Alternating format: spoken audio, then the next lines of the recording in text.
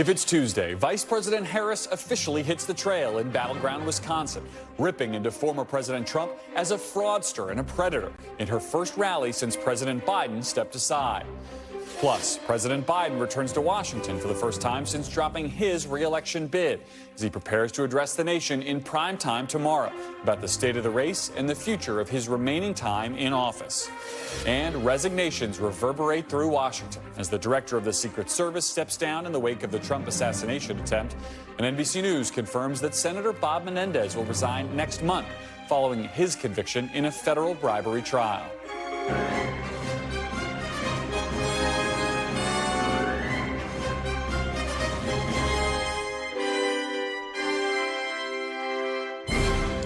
Welcome to Meet the Press Now. I'm Garrett Hake in Washington.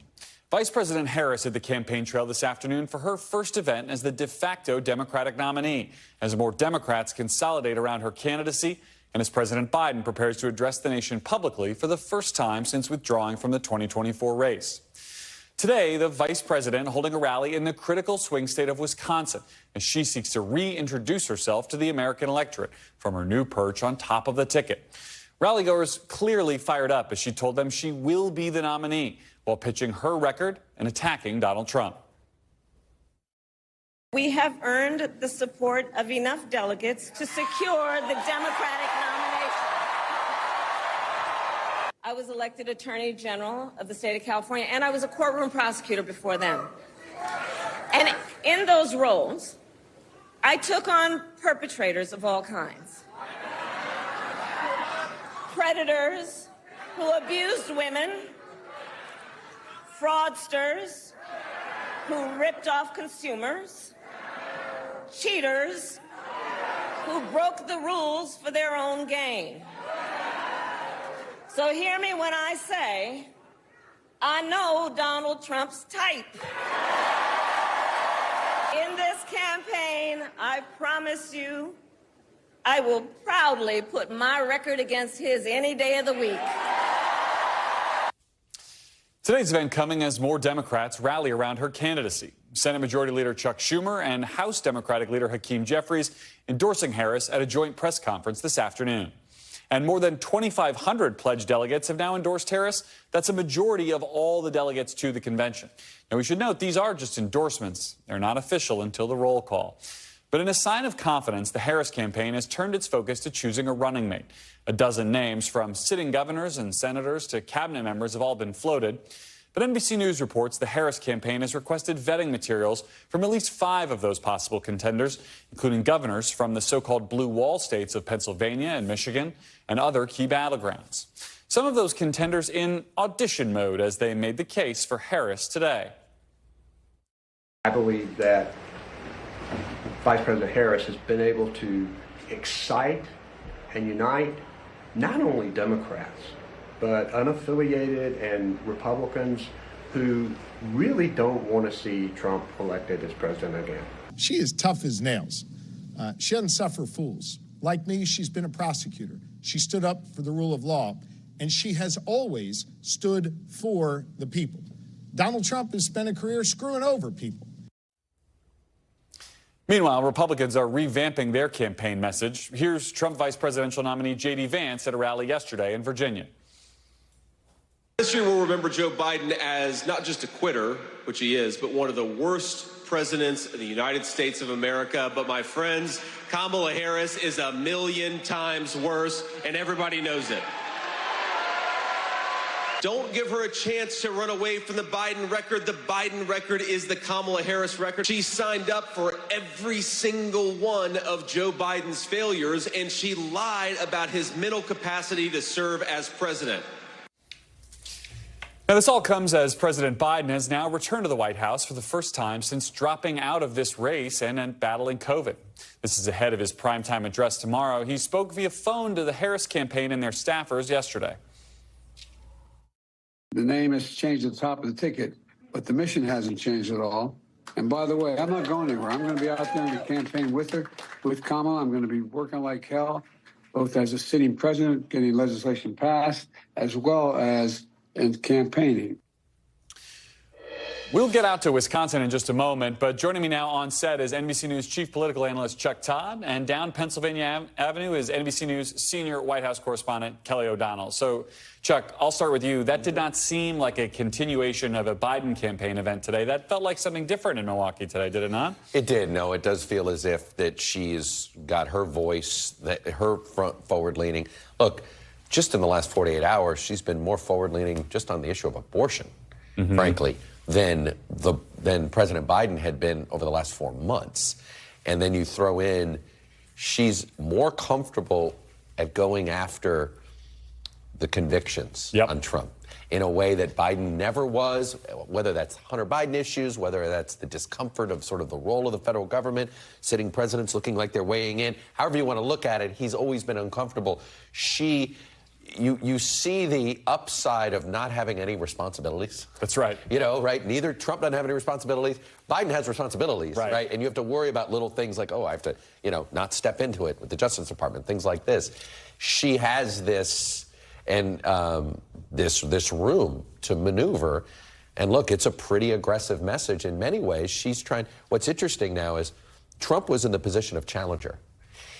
She's trying to reposition this race where she's the challenger. That's right. And he's the incumbent. And that's a fascinating dynamic here, and I think a difficult one for the Trump campaign to deal with. I'll tell you what, the crowd in Milwaukee certainly responded to it. I want to play a little bit more from this rally and get your reaction on the other side. Yep. America has tried these failed economic policies before, but we are not going back.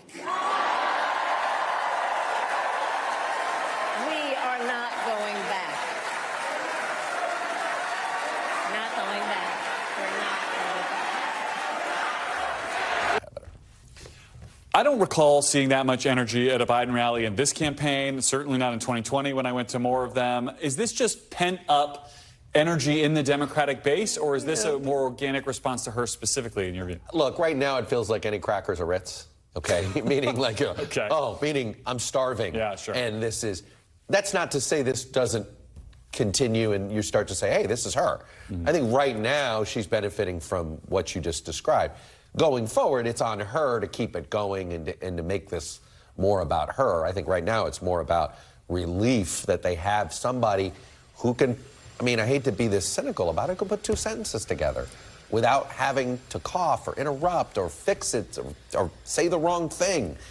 That, I don't think we fully realized how much they were campaigning with one arm tied behind their back when it came to their inability to message. She's showing in 2 days what just simple, basic campaign messaging can do for your campaign. The contrast is really striking. Chuck, we're going to come back to you in a minute, but I want to bring in Kelly now. Kelly, we're going to hear from the president again in prime time tomorrow.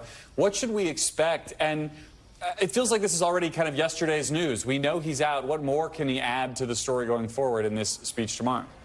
Well, I think he was constrained by COVID and being isolated in Rehoboth, and maybe the emotions and the difficulty of getting to the decision that has brought about the conversation you were just able to have. And so this is a way to breathe life into the announcement itself and to allow the president a human moment and a moment to also prepare the country for what does it look like to have this new dynamic between a sitting president who will finish out his term and a sitting vice president who is now the candidate.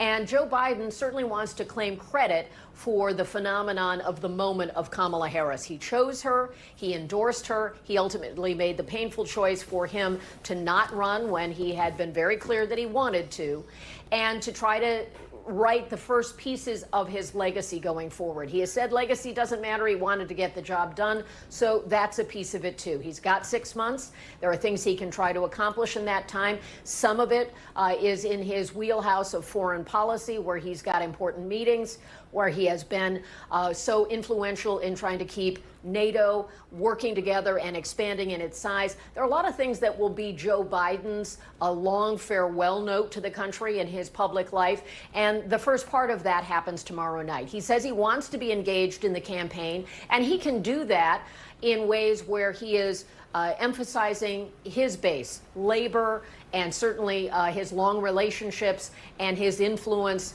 to try to support Kamala Harris, but as Chuck said, she's got to carry the ball forward. So Joe Biden gets to tell the country why he made the decision to defend his decision to remain in office. There have been some Republicans saying he should just step down altogether. That is not something he intends to do. And it's really just a moment to look the American people in the eye and tell his story of what is, in many ways, an improbable life in the public space, where he had wanted to be president so long, finally got there, wanted a second term, and now he's back to embracing this notion of being a transitional figure, which may be the longer legs of his legacy going forward, if he can have a good 6 months where he can articulate, where he can send his message, where he can just be Joe in some respects.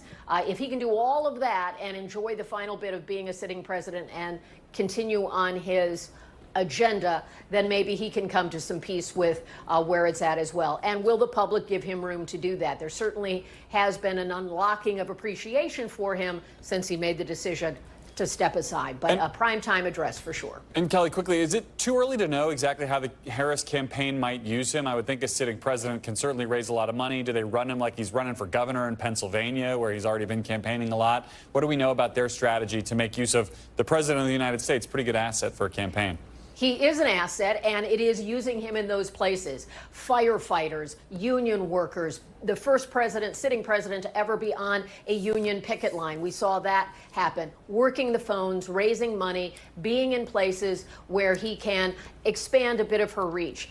He's got strong support in the black community. Certainly Kamala Harris has that too, but it may be about amplifying that and just trying to get those core constituencies. And for people who are on the democracy message, that's something that's been a big part of his presidency and his campaign when it was under his name, and that may be something he can speak to as well, while she sort of defines herself in new ways and shows us what she's been doing while she was a vice president, which people who I have come to know covering her and those who have worked for her who say she's been doing the homework. Well, now the American people have a chance to get to see that and to see her tested, and no doubt she will be tested in this campaign. Yeah. That is a certainty.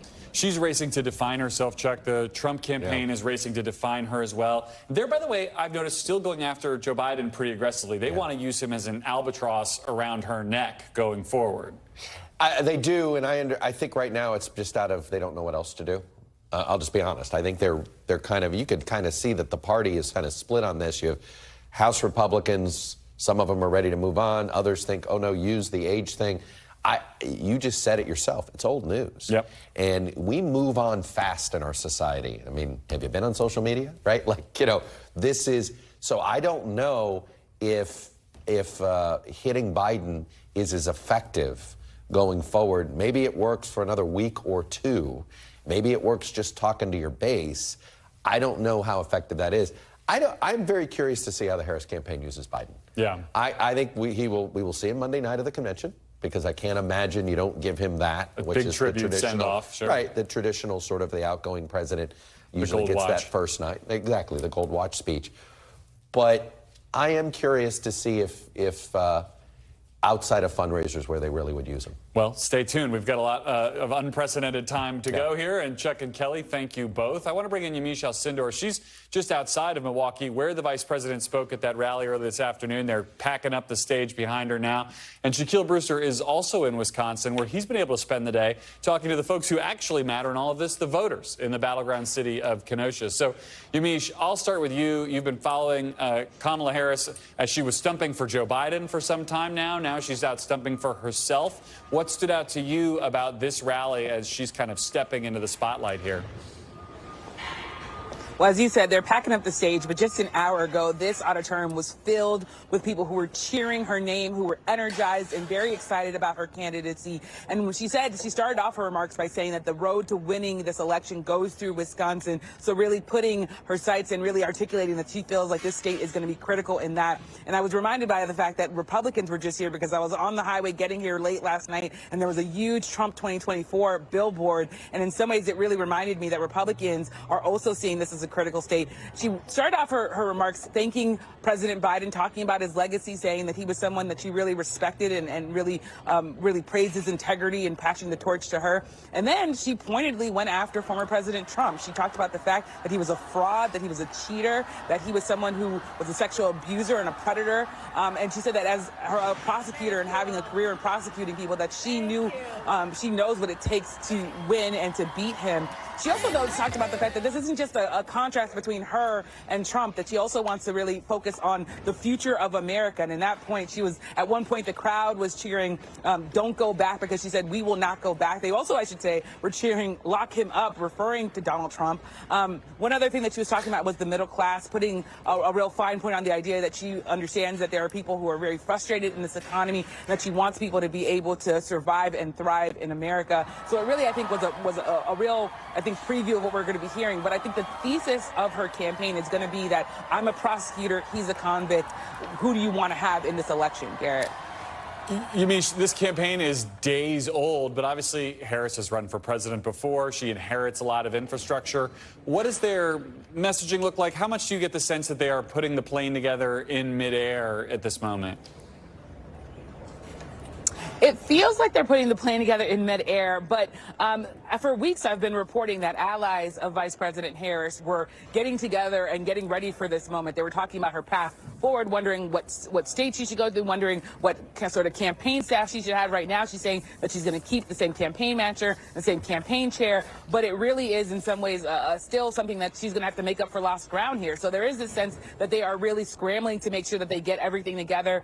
We've been reporting on the idea that now they've put some vetting materials out. I'm going to ask for vetting materials, rather, from potential vice presidential picks to be her running mate. Yep. So we have a list of people there that include a number of governors and a senator. So there are a number of sort of things that have to happen quickly here. But this is a campaign that also has the infrastructure of the Biden-Harris campaign. So there are already a lot of staffers. There's already a headquarters set up. And I will say they're hot off the presses. There were the news signs that said Kamala Harris, but there were also some handwritten signs in her campaign offices yesterday, because I was there as she was talking to staff members, and you could see some people had to scribble in marker saying, hey, I'm still going to be a Kamala Harris fan, but we got to make sure we get this done quickly. So that in some ways underscores how fast this all came together. But my sense of it is that she's feeling confident, because yesterday she told the staff, we're going to win this. We have a very clear and articulate message to give to Americans, and we think that we can do that and do that well. Garrett.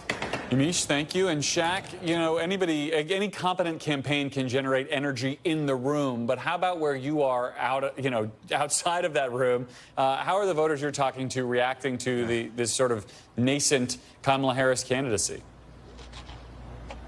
You know, Garrett, it really depends on the type of voter that you're talking to. If you were someone who was going to vote for President Biden already, or you're part of that Democratic base, then you're really excited right now. And that's what I've been hearing. Voters have been saying, yes, there is a deep appreciation for President Biden, but there's a deep excitement and enthusiasm around the vice president, and the fact that they believe she's a better messenger and can take the fight to Donald Trump in a stronger way than Joe Biden. But of course, there are also those who are in the middle, those voters who we talked to who were unenthusiastic or undecided.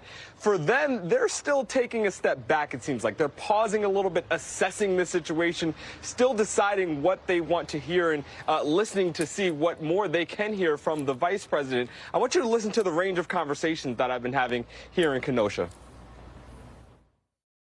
I have much more confidence, for sure. Now having a younger, more energized candidate helps me feel better about Wisconsin. I think we need better options, personally. I'm not a fan of Trump. I'm not a fan of Biden. I'm not a fan of Harris. I think that if the DNC would have taken this path maybe 2 months ago, when these same problems existed, I might have leaned towards Kamala, our vice president. You see, the vice president is clearly, she was here in Wisconsin, she's clearly making an effort. And for those in the middle, those still trying to figure it out, they know they have time, but you see the effort being made with the campaign schedule. The scheduling is never fast enough with a dynamic situation like this. Yamiche, Shaq, thank you both for that reporting. And coming up, my one-on-one interview with Democratic Congressman Jamie Raskin on the Secret Service Director's decision to resign and on his party's decision to coalesce around Harris as her bid for the nomination ramps up. Plus, another major resignation today. Senator Bob Menendez says he will step down next month after being found guilty on all 16 charges in his criminal corruption case. Well, that story too. You're watching Meet the Press now.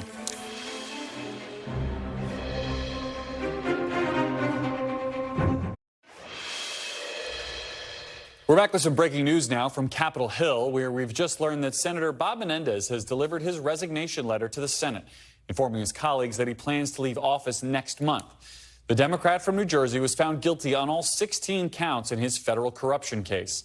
Since then, nearly every Democratic leader, including Leader Chuck Schumer and several House lawmakers, have called on Menendez to step down. My Capitol Hill colleague Sahil Kapoor joins me now with more. So, Sahil, it's up to the New Jersey governor, Phil Murphy, a Democrat, to fill this seat when it becomes vacant. Do we have any idea who he might choose, and how do the politics of the upcoming election for that seat impact his decision? Yeah, that's right, Garrett. It's entirely the decision of Governor Phil Murphy, the New Jersey governor, who gets to decide who finishes out the rest of this term. It'll only be a few months, which obviously becomes part of the calculation here for Phil Murphy. The one potentially obvious choice is Congressman Andy Kim. He is the Democratic nominee for that seat. He'll face off against Republican Curtis Bashaw in the November election, and picking Andy Kim, who's already the favorite to win that election in the solidly blue state, would hasten the process. Anybody else would only be serving in that seat for a few months. There's nobody else other than Andy Kim, no other Democrat who has a chance of being in that seat come January. So if it's someone, a House Democrat from New Jersey, then they would have to give up their House seat to serve only for a few months in the Senate. So there's also some speculation around New Jersey that it could be a former House member, that it could be someone in the legislature. But the truth is, we don't know. What we do know is Bob Menendez has finally submitted his resignation letter, making clear that he will resign. And he will do so next month, August 20th. Why the delay? Well, Menendez said in his letter that he wants to give his staff time to figure out their next move, their next job, and create enough time for there to be an orderly transition between himself and his successor. He also makes clear, Menendez does, that his own legal saga is not over, that he will appeal his guilty verdict, including and up to the Supreme Court if he has to. Garrett. Sahil, here you've got a senior member of the Senate Foreign Relations Committee who's been convicted of corruption involving foreign governments. Is he still going to participate in his committee business? Is he still going to be able to take briefings and take meetings as a sitting senator with that conviction hanging over his head? That seems problematic. Problematic to say the least. It's going to be very awkward if Senator Menendez shows up and starts casting votes in the Senate Foreign Relations Committee after he's been convicted of taking bribes from foreign governments. It's not really clear that he will. You know, the Senate is in this week, they're in next week, and then they're gone for the entire month of August. So it's an open question whether Menendez shows up to Senate Foreign Relations Committee hearings. He has been casting votes all this time while his trial has been ongoing. One of the reasons Democrats did not want to push him out just yet is that the guilty verdict, or there was no verdict. Now there is. So it's unclear if Bob Menendez is going to do much in the Senate. Interesting stuff, Sahil. Thank you for that reporting. And we learned today of another major resignation. That's Secret Service Director Kimberly Cheatle is stepping down. This comes a day after her, frankly, disastrous testimony before the House Oversight Committee about the attempted assassination of Donald Trump, testimony that led to a growing chorus of calls for her ouster. That included the top Republican and top Democrat on the committee, who wrote a letter asking her to step down in the hours after the hearing. In her resignation letter obtained by NBC News from a senior official, Cheatle writes, quote, "The scrutiny over the last week has been intense and will continue to remain as our operational tempo increases. As your director, I take full responsibility for the security lapse."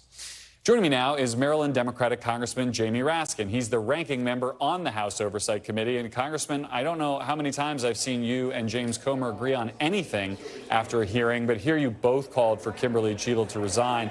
Was it the testimony itself that convinced you that she needed to go, or should she have hung it up even before this hearing? Well, it was a combination of the complete operational collapse on July the 13th, then with the stunning communication failures that were, on evidence during the hearing. It was a shocking thing for America to see a near assassination take place. And so That was a major operational failure on the part of the Secret Service. But at the same time, there's another policy failure, which is on us, Garrett, which is the very same day that took place, there were 2 other mass shootings. It wasn't even the worst mass shooting on July 13th. There was one in Birmingham, Alabama, where 4 people were killed and 10 were wounded at 11 p.m. that night. And so Congress needs to ban weapons of war like the AR-15 in order to secure public places in America like movie theaters and churches and Walmarts and grocery stores and so on. And we've got to take care of the presidents and the former presidents, but we got to take care of everybody. You guys did not get a lot of answers in that hearing yesterday. I'm curious what you think are the most pressing questions that remain, in your mind, unanswered about the attempted assassination of the former president. Well, there are many of them, but of course the question on the whole mind of America is how do they leave open a rooftop 150 yards away from where the president was set to speak? And then, you know, even after the police and the Secret Service didn't do anything about that, there were rally goers who were pointing at the gunman who was climbing up the roof, and still nothing happened. They neither apprehended that guy nor did they stop Donald Trump from going out to make his speech. You know, people were also asking the question of how the president, you know, in spite of his well-known enthusiasm, why was he allowed to get back up and wave to the crowd and expose himself to the potentiality of another shooter still being out there, because of course nobody knew at that point. So there are a whole bunch of questions that need to be answered. Thank God that it did not end up with Donald Trump you know, enduring worse injury, but there was a firefighter who was killed on the spot and other people who were seriously wounded, just like there were in these 2 other mass shooting attacks on the very same day. We're now suffering more than 1 mass shooting every day in the United States of America, and nothing takes place like that anywhere else in the world.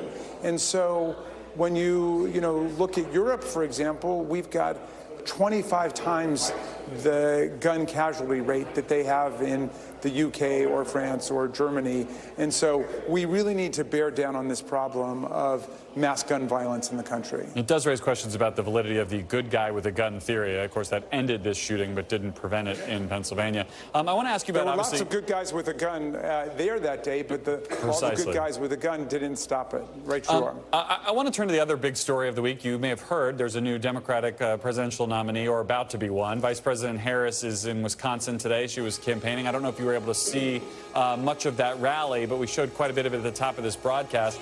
And I'm curious in general if you feel better now about her chances of defeating Donald Trump compared to President Biden now that there is this change in the works at the top of the ticket. Well, and President Biden is a hero and a great leader, and great leaders make room for great leaders, and he did that in bringing forward Vice President Harris, who is going to be an absolutely charismatic, dynamic, and thrilling candidate. She's electrified our party.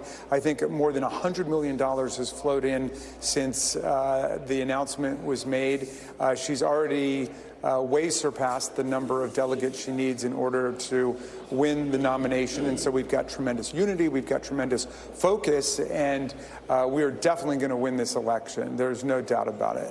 In proof that irony is dead, a lot of Republicans are claiming this was basically a coup against President Biden, that he was forced out at the top of the ticket. How much do you feel like Democrats need to engage with that argument? Obviously, a lot of Democrats called for Joe Biden to step aside. You came pretty close to calling for him to leave, but didn't explicitly do so. How do you view that argument going forward and the need to address it? Well, first of all, I didn't know that my friends across the aisle were actually opposed to coups and insurrections. They've spent a long time defending one that took place on January 6, 2021. Look, they're unfamiliar with the processes of democracy. They are in a cult of authoritarian personality where Donald Trump just dictates to everyone everything that's going to happen. And of course, people are expecting a monarchical succession with Donald Trump Jr. and other Trumps lining up to take the public office. That's not how we work in the party of democracy and freedom. And of course, there's a discussion, and they're all saying, oh, you're going to have 57 ballots or 15 ballots the way that they did when they were trying to pick a speaker, and we didn't have a speaker in the House of Representatives for more than a week. We had a discussion, and we had people with lots of love and encouragement and solidarity discussing what our next steps were, and it has worked out beautifully at the instigation of Joe Biden, who is a great president and continues to be the heart and soul of the Democratic Party. You talk about the idea that Harris had revitalized and rejuvenated the Democratic Party by taking over this ticket. You and a lot of other Democrats were defending Joe Biden at 81 years old, his fitness and stamina and ability to run for the presidency until you weren't a few weeks ago. Are Democrats capable of now making an age and ability argument against the new old guy in the race, Donald Trump?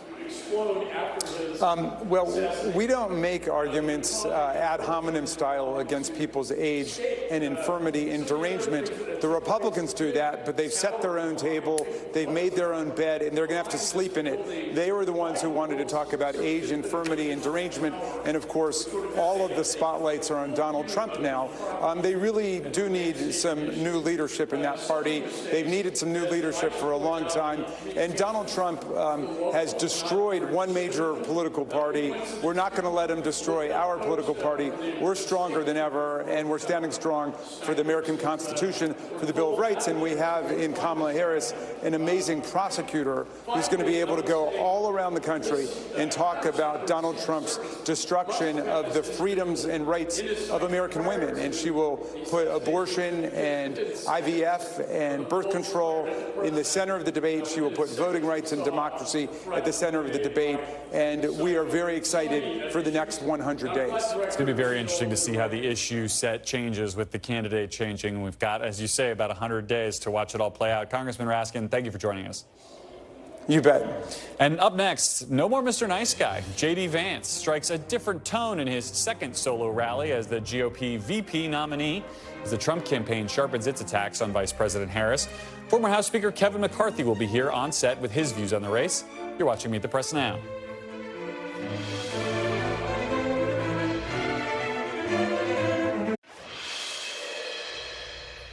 Welcome back. As the Trump campaign intensifies its attacks on Kamala Harris, Donald Trump himself now says he's willing to debate Harris if she becomes the Democratic nominee as expected.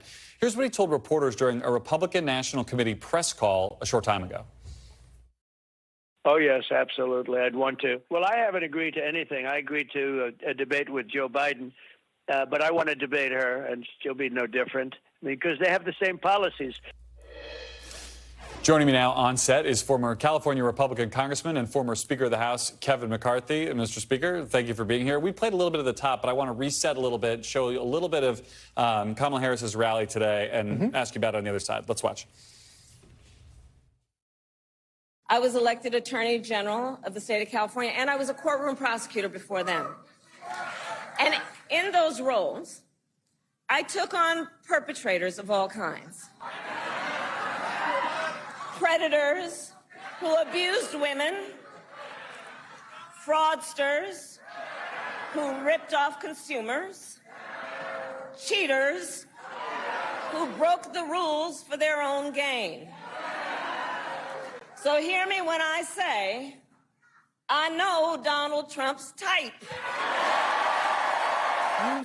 You said in an interview last night that basically as she campaigns, she gets worse. So I'm curious, are we seeing the high point of a Kamala Harris campaign in your view? That was obviously very well received in Wisconsin on day 2, I guess. Look, I'm from California. I watched her. When she ran for Attorney General and won, she was the weakest of all the Democrats. Republicans, it took a couple days later to ever decide whether she won or not. When she ran for Senate in California, we have the top 2. She ran against Loretta Sanchez, another Democrat, and she had to retool her whole campaign, even though the party was behind her. When she ran for president, she started the strongest. I think one of the biggest crowds. Huge rally. And then she didn't even make it to Iowa. Now, this is a shorter race, so advantage to her. But I just don't see all the Biden policies she owns. She owns the border and others. And of all the people that they could replace her with, she is the weakest of the Democrats. That's not my words. That's the New York Times of the 10 out there. But so I think for the Democrats, this is a positive that Biden's not running. the bottom was about to fall out in the polling. This brings it back, but I still see her as the underdog, as the ability to win. You suggested the idea here that she owns a lot of the Biden agenda. If you're advising the Trump campaign, how would you suggest they try to get a handle on a brand new candidate that they have to run against here?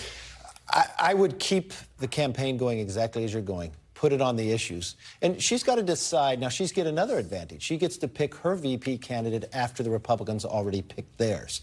But I don't think she'll play as well in Pennsylvania as Joe from Scranton did. She's against fracking. This is an energy state. And it really comes down to Michigan, Wisconsin, and Pennsylvania. Do you think she changes the map at all? I mean, the blue wall states, I agree, that's the math. But does a Kamala Harris make North Carolina or Arizona or Georgia potentially more competitive in a way that Joe Biden couldn't? I'll be looking at who she picks for VP. She's close to Senator Mark Kelly. So that would be a Western play for Arizona and Nevada. Or does she go in and pick Shapiro and going in to go toe-to-toe with J.D. Vance in Pennsylvania and Michigan? Or does she go off and try to get Pete Buttigieg? I think that's too much of a Biden administration combined to give too many problems. So it'd be interesting which way she picks, but I don't see an advantage to hers. Arizona, the border is the #1. Nevada. I really already give Nevada, Arizona, and Georgia. I think those are already Trump. I think the real play here is Michigan, Wisconsin, and Pennsylvania. A lot of your former colleagues in the House have really continued to hammer Joe Biden as if he is still the candidate. It's almost like they can't quite quit going after the guy who was at the top of the ticket. Is that strategic? Is that muscle memory? And what do you think we're going to see going forward with the impeachment inquiry into President Biden? How much does the focus politically in this town stay on Joe Biden, and how much do you think it does shift to the nominee of the Democratic I think Party? that moves away, especially next week. You probably don't talk about him. People will start thinking about him differently. And the main focus of Joe Biden was what I've talked about for the last year. He's just not the same person. It wasn't till the debate till the rest of America saw it, and that's when you started to collapse. But the real difference will be with Kamala is, can she sustain? Can she build the team together? She inherits this campaign team, but is it the campaign team she wants? She has to view herself as being somebody new, but she's just part of the Biden team. Now, she's going to get a lot of money. She's going to get more enthusiasm from the Democrats, but will it be enough? And I've always said whoever this race is about is the person who loses. It was always about Biden. So she's got to shake that off. Do you think that's still true now in this dynamic? That was with two candidates who the whole country was very polarized on. Look, his #1 issue is age, so that's out of it now. You can't tie that to Trump. He may be older than her, but he's physically... Nancy Pelosi's older than both of them. He's physically able to do it, so that doesn't play in. What it really will come down to different policies. Now, can she put a coalition together? We watched black Americans leave the Democratic Party by a high number, up to 22%. Does she bring people back? Hispanics were leaving and getting the majority. The youth was getting there. But the one advantage that Biden had, that Republicans normally had, was the older voter. Now, was that going with Biden based upon his age, or will Kamala lose that? And that the older voter turns out by a higher percentage than the others. That's right. It'll be a different mix. Let me ask you about something we're already starting to hear, again, mainly from some of your former House colleagues who have been attacking Harris. They've been calling her a DEI vice president. A lot of people already think that attack line is racist. Are you confident that your party and Donald Trump can stay on the other side of the line and not delve into racially charged or racist attacks on a black female I would candidate? say two attacks I've heard Republicans give that are totally stupid and dumb to do is the DEI attack. Okay? The other attack that I would not do is saying that the president has to resign. Interesting. That would be an advantage for Kamala. Air Force One is very powerful when it lands somewhere. And you know what? Something will happen between now and the election. A hurricane or something else, and she'll be able to present herself as a leader. Or maybe there's some foreign policy. That is a mistake for any leader to go out and say that on the Republican side. This DEI, that seems like a petty. Look, I disagree with DEI, but she is the vice president of the United States. She is the former U.S. senator. These congressmen that are saying it, they're wrong in their own instance. All right. Former Speaker Kevin McCarthy, we got to leave it there. A lot of good insight into this race. Thanks for coming in and joining us. Thank you. All right. And still to come, we're live in Georgia, a key battleground state, with the very latest from the voters as Harris makes her pitch for the Democratic nomination and the White House. You're watching Meet the Press Now.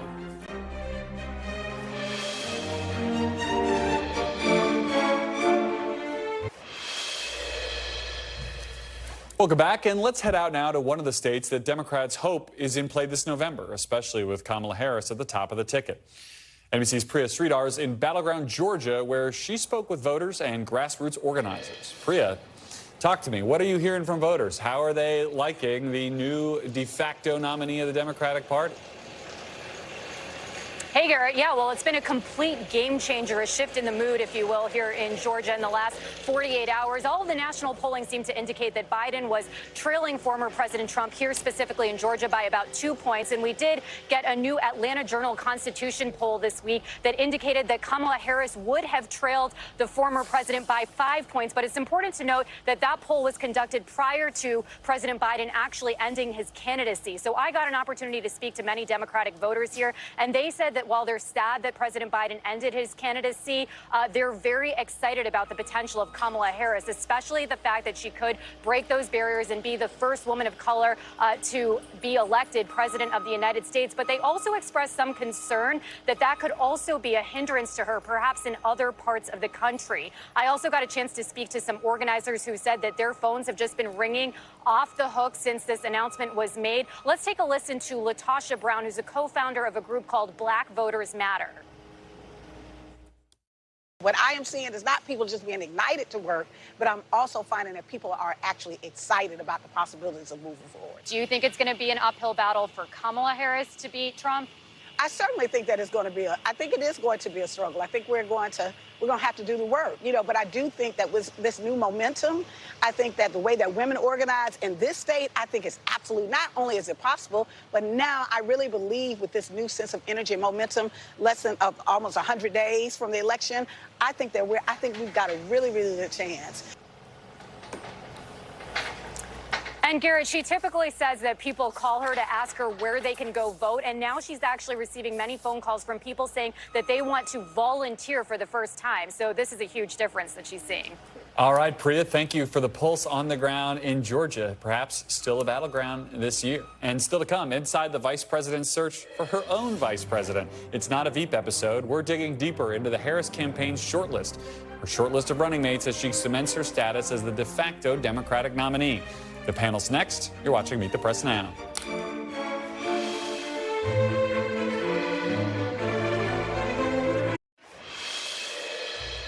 All right, welcome back. Who's ready for Veep Stakes Round 2? Doug Burgum's looking for a job. As jockeying begins around Vice President Kamala Harris's 2024 running mate, as we've mentioned, the Harris campaign has now requested vetting material from 5 possible candidates. They are North Carolina Governor Roy Cooper, Pennsylvania Governor Josh Shapiro, Arizona Senator Mark Kelly, Michigan Governor Gretchen Whitmer, and Minnesota Governor Tim Walz. Each would bring their own experience and background to the ticket, and most are from key battleground states crucial to Harris's chances of winning this election in November. Joining me now is my panel. NBC's Ali Vitale, my colleague on Capitol Hill, Cornell Belcher, Democratic pollster and an NBC News political analyst, and Carlos Curbelo, former Republican congressman from Florida, now also an NBC News political analyst. So, Cornell, you're the data guy. We've got a lot of names floated here. That list perhaps not exhaustive. Walk me through kind of your view of who potentially helps the most on a purely electoral basis of getting to 270. Well, I'm going to be the bad guy here because I don't think that's the way you should look at it. Oh, I don't. Don't rob us of our fun here. Look, I'm actually going to agree with Chuck Todd on this. I think the best tickets have not been one that's been a cold calculation about what state helps put you in play, because ultimately you're still voting for the top of the ticket. Mm-hmm. Now, if I was doing a cold calculation, I'd pick Roy Cooper from North Carolina, because I think North Carolina, again, is one of those states where once upon a time was a solidly red state. And Obama flipped it, right? Mm-hmm. And then you've seen it sort of purplish, bluish, purplish, reddish. That is an opportunity for us to expand the playing field in a way to put the Republicans on the offensive in states that should be theirs. However, again, I think this should be a thematic pick, right? So like Bill Clinton did with Al Gore, that gave a picture of youthfulness and vigor, and I think she needs something like that, not play just electoral politics. Maybe another prosecutor or somebody can make that argument. Maybe another prosecutor, maybe even sort of reaching out to someone who's unexpected, maybe even like a Republican who went against Trump. Interesting. Carlos, Donald Trump did a pretty effective job of keeping his sweepstakes in front of people's mind right up until day one of the convention. Is there political utility to that for Kamala Harris at this point to try to draw this out a little bit, or does she need to, to keep using this metaphor, put the plane together in the middle of the air like right now? No, I think there's still enough time where they should draw it out. I mean, look, Trump does know about TV and ratings, and I think that was smart, and it worked out. Now, there's a big difference between this process and Trump's. In Trump's process, it was pretty obvious what was important: loyalty to Trump and who he liked. In this case, I think Democrats are being very pragmatic. How do we put together the coalition that we need to win, and what really brings balance to the ticket? I think the 5 candidates that they put out there are dangerous for for Donald Trump, because they bring elements to the ticket that Kamala Harris does not deliver. So I think they're being really smart about it, and they should drag it out. And I don't think Harris should have auditions, live auditions, like Trump does with his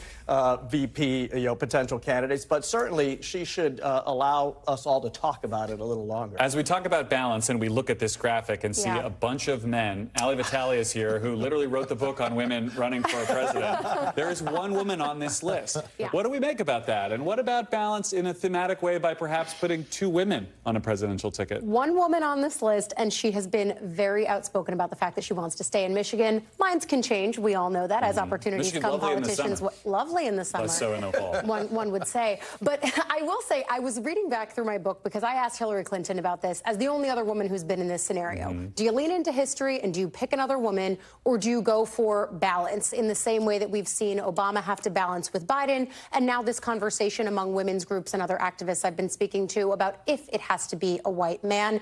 Many of them say it's probably best, but it strikes me what Hillary Clinton told me. She said that it was something that had upside downside, the idea that she should lean into history, and that at the end of the day she didn't, because it was asking a lot of voters. The fact that that says kind of where we are right now, and I've heard the same from other electeds on Capitol Hill, sort of tells you everything about this moment. It is a moment of massive progress, and yet that little bit of a fear factor about how much the electorate can take is always still going to be there. Real quickly, can I press into that? Yeah. But also, didn't you find that Hillary just liked Tim Kaine?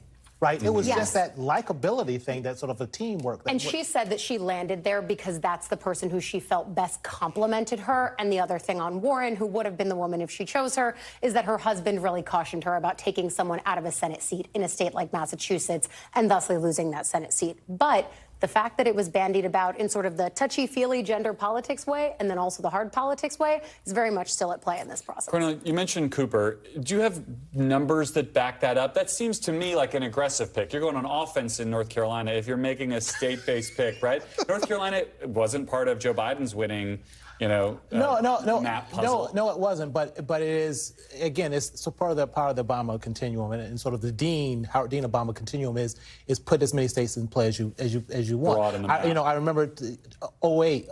Pluff saying on election night, we're not going to be sitting around waiting for one state to come in to determine who's going to be president. I think that's how aggressive Democrats have to be. And look, North Carolina is a state that also elects Democratic governors, right? It has not done so consistently at the top at presidential, but it elects Democratic governors. And again, this is a state where if you look at the Republican running for governor right now, there's a lot of extremism up there and a lot of sort of anti-women's issues right there. I think it's a perfect time to once again spend money in North Carolina. And I think you'll see the Harris campaign spend money in North Carolina.